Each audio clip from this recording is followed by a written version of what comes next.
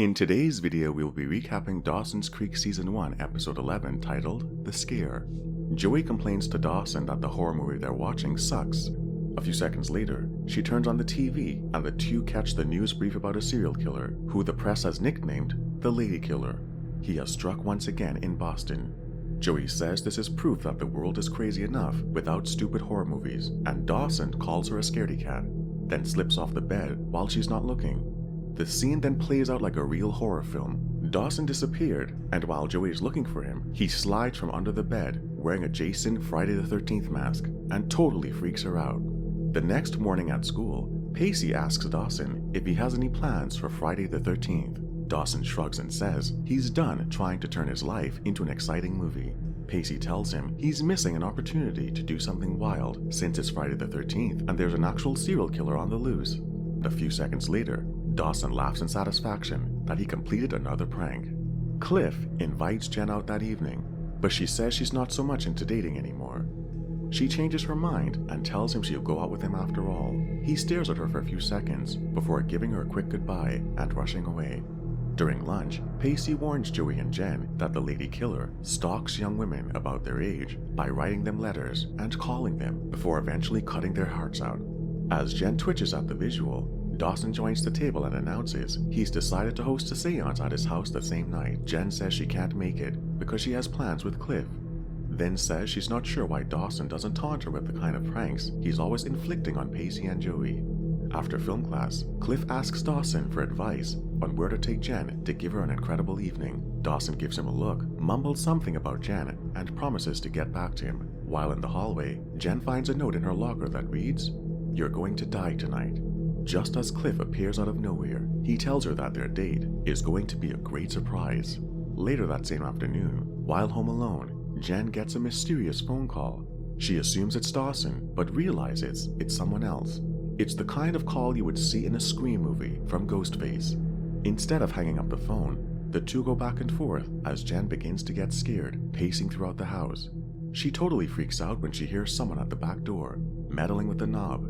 When she races downstairs and screams who's there, Grams walks in carrying groceries and explains she couldn't find her key for the front door. The creepy caller then disconnects from the line.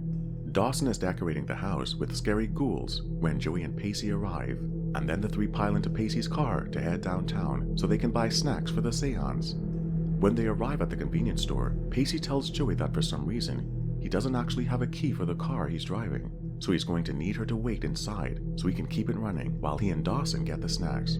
Inside the store, Pacey and Dawson encounter a lunatic couple screaming at each other, and eventually the man storms off.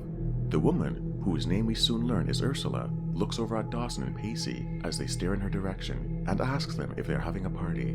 When they both nod, she offers to score them a bottle of wine, and by score, she means shoplift by slipping a bottle into her large purse without getting caught by the store clerk, who's standing just a couple of feet away.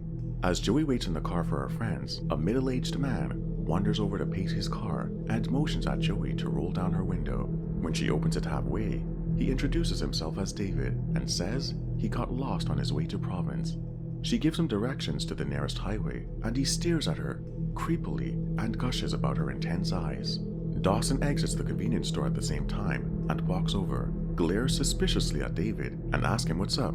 David looks visibly irritated that he was interrupted, but thanks Joey for her help. After he moves off, Dawson scolds Joey for talking to a complete stranger. Ursula, meanwhile, hands Pacey the bottle of wine she just stole, just as her insane boyfriend Eddie appears and orders her into his car.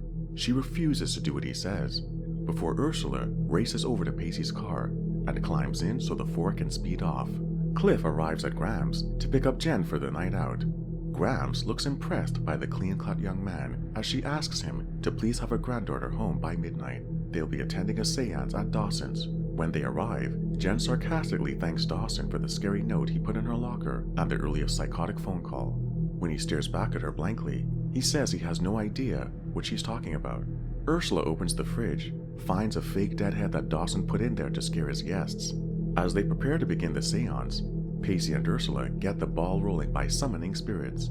Pacey says he wants to try contacting the Lady Killer's victims, which leads to a general discussion about how the killer sent his victims notes and called them on the phone. Ursula says she has a scary story that she'd like to share, then proceeds to regale them with the tale of a dim-witted teenager who flirts with an older woman in a local convenience store, who just had a fight with her violent boyfriend, takes her to her friend's house, all while having no idea how deranged she really is, and enjoys slitting people's throat for her personal enjoyment. And as they all stare at her in bewildered horror, the entire house suddenly goes dark.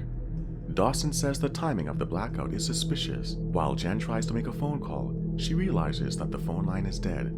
Pacey wonders aloud if perhaps the lady killer could be lurking nearby in search of new victims. But then as he and Joey check the doors to make sure they're all locked, he tells her that the blackout is most likely Dawson being up to his usual tricks. Jen is tiptoeing around the dark house when Cliff appears out of nowhere. The two then go looking inside a closet which has a blood-soaked looking note that reads, "You're going to die tonight." Cliff says he's starting to wonder if maybe there is a psychopath on the loose who's looking to kill one, or better yet, all of them. Dawson is fiddling with the fuse box. He glances over at Ursula as she looks through her purse, and when she sees the look of unease on his face, she assures him that she doesn't actually stab people to death. She goes on to explain that her boyfriend Eddie is a violent maniac who served prison time for assault, but has no real desire to break up.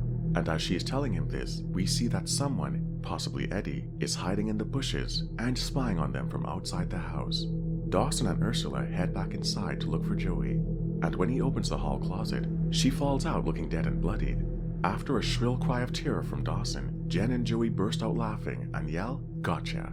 Dawson points out that his scary pranks don't entail anything more sinister than rubber snakes.